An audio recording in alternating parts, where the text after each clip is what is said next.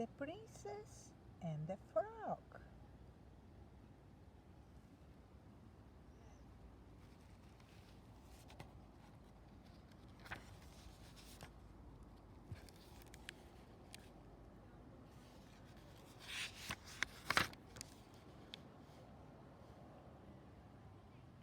The Princess and the Frog.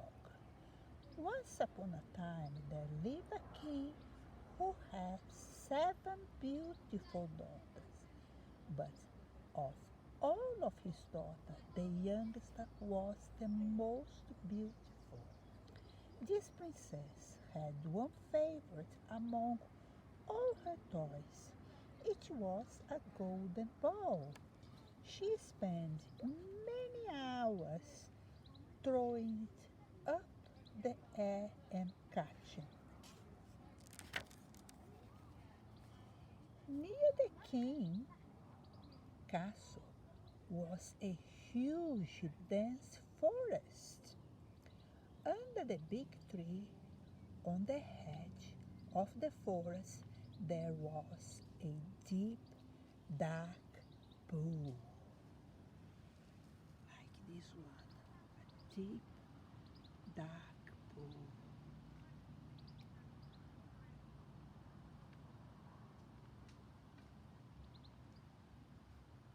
And on a hot day it was pleasant to rest under the cool shades of the tree by the pool.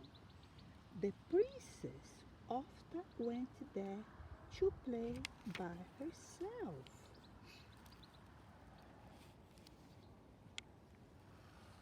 The youngest princess used to run about on the grass near the pool, throwing up her golden ball and catching. One day, however, when the princess threw up the ball, it did not fall into her outstretched hands. It fell into the grass and bounced into the deep pool with a loud splash.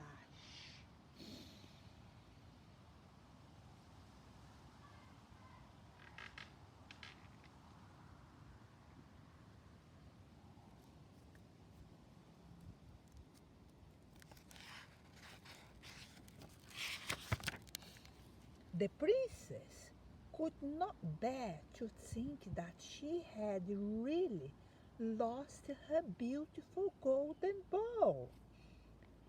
She began to cry, and she thought about the loss of her favorite toy, the louder she cried.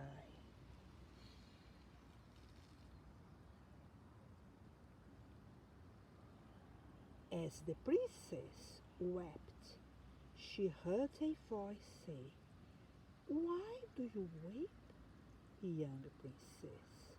What's wrong?"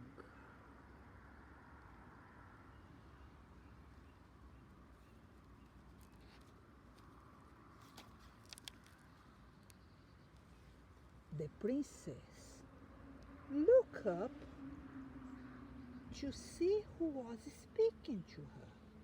She could not see anyone nearby. There was only a frog sitting at the edge of the pool. So she said to the frog, "I'm crying because my beautiful golden ball has fallen into the deep pool." Her golden ball fall into the deep pool. Oh, how can we do it to get it? And there is the frog. Oh, I don't know if you can find a frog into this pool.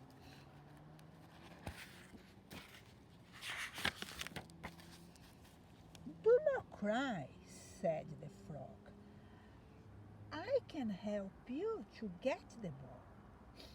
But what will you give me if I find it for you?" I will give anything you wish for, replied the princess. You can have my clothes or my jewels or even my golden crown if you only will find my golden ball. Oh, she was giving the jewels and the golden crown, everything to the frog. I don't know if he wants that. Do you think he wants that? I do not want your clothes or your jewels or even your golden crown, replied the frog. I should have, I should like you to love me. I want you to let me be your friends and play with me. I want to sit beside you at the table, eat from the golden plate and drink from the golden cup. I want to sleep in your bed beside you. Oh, he didn't want that. All this rich stuff. He didn't want, he just wants a friend, isn't it? If you will promise me these things, went on the frog, I shall dive into the deep pool and find your golden ball. Do you promise? The princess thought that the frog was talking a lot of nonsense. Also, she wants her golden ball very much. So she said, yes, I will promise all that you ask, only if you find my golden ball for me. And these words, the frog dived into the pool. He just dived into the pool to get the ball for her. Oh, the frog dived deep into the pool and soon came swim up again with the golden ball in his mouth. He threw the ball into the grass. The princess was so happy to see her favorite playthings once again. She picked it up and laughed with delight as she threw into the air and catch it again. What about the frog? What he's going to do now? Then she turned her back on the frog and the pool and ran away to the forest towards her father's castle. Wait for me! Wait for me! Croaked the poor frog. I can't run as fast as you can. And she hopped along behind, tried to catch it up with the princess. She did not turn around, but just kept on running. Poor frog. He's not as fast as her, is he? The next day, the young princess, sitting on the dinner table at the king, his countess, and the other princess, as she ate from the little golden plate, the frog found his way into the great hall of the castle. He jumped from the step to step up to the marble staircase. When he got to the top of, he knocked on the door of the dining room. Young princess, open the door for me, he cried.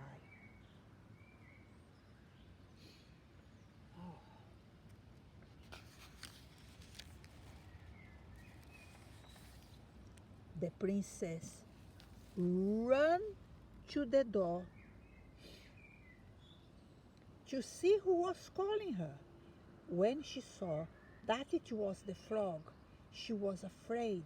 She slammed the door shut quickly and went back to the place of the dining table. The king saw the daughter was afraid. My child, why are you frightened?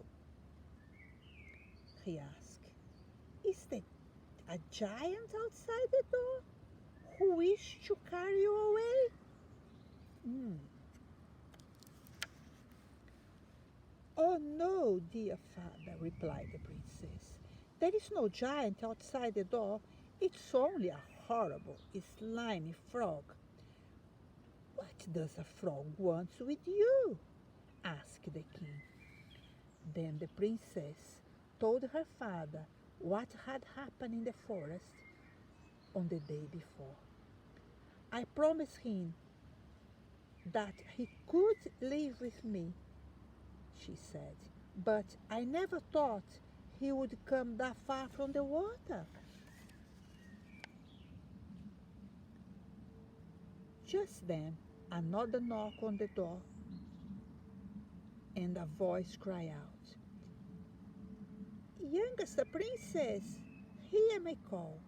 Remember, you lost your golden ball. As you play by yourself beside the pool and dive into the water, and your ball was found and returned to you.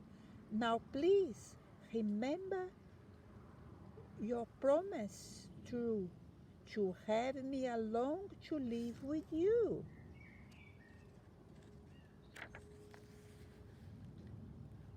When a promise is made, it must be kept, said the king to his daughter.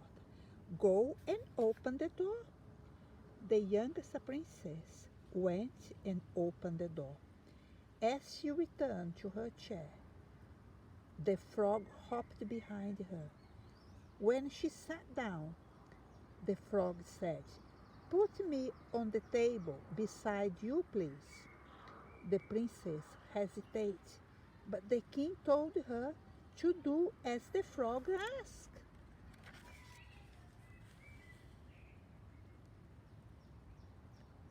Oh, you don't want that? When a frog was on the table, he said to the princess, Please push me your little golden plate near to me. Then we can eat together from the same plate. The princess did so, but it was very unwilling. She barely touched her food as she ate a mouthful seemed to be choke on her. The frog, however, enjoyed every bite he ate.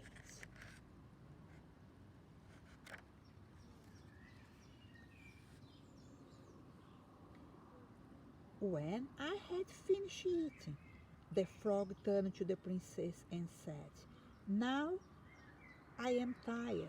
Please take me to your room and we will lie on your little silken bed and go to sleep. And that the youngest princess burst into tears. She did not like to touch a cold little frog, and she could not bear to think of him beside her on her own bed.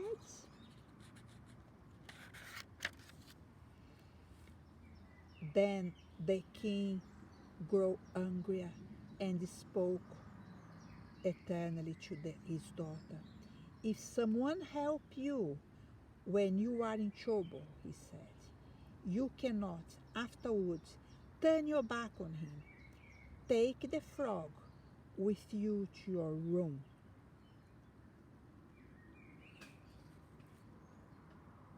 So the princess had to pick up the frog and take to her room.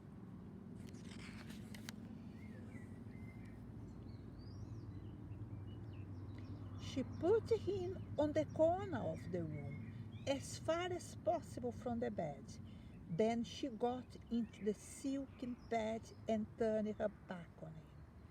Once more, the frog spoke up.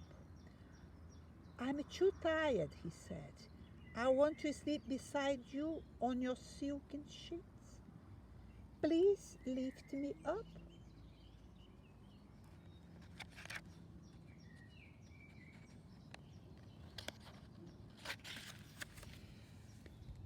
Again, the princess began to weep.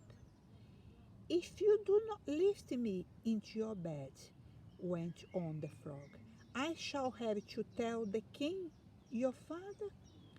The princess knew she had no choice, for her father would insist that she kept her promise. So, with tears running down her face, she picked up the frog, climbing back into the bed, and put him on the silken pillow beside her.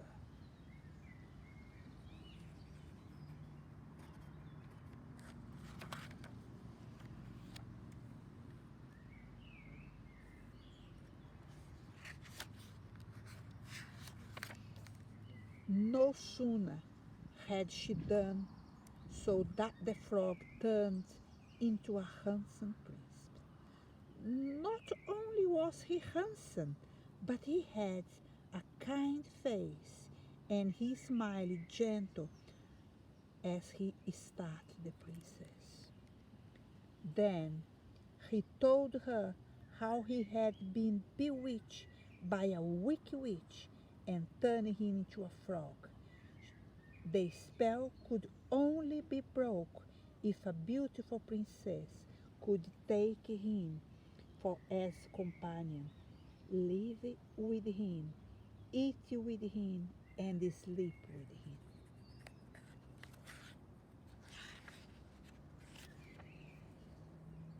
The prince told the princess how he had often watched her play with her golden ball in the forest and how he had fallen in love with her.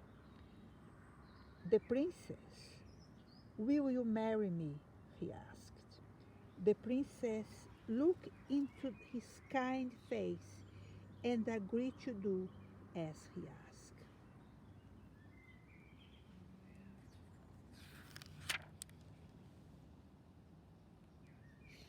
Then, hands in hands, they went to tell the king what had happened. The next day, they set off in the carriage, driven by 6 white horses. They traveled to the kingdom of the prince's father. When they arrived, there was a great rejoicing at the return of the prince, who had not been seen for many years.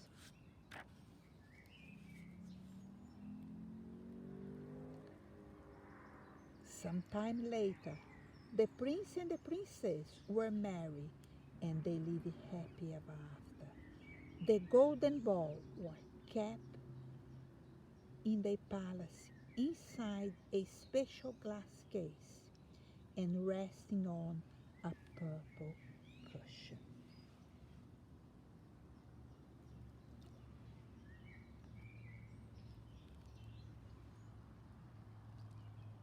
And that was the end of the story for today.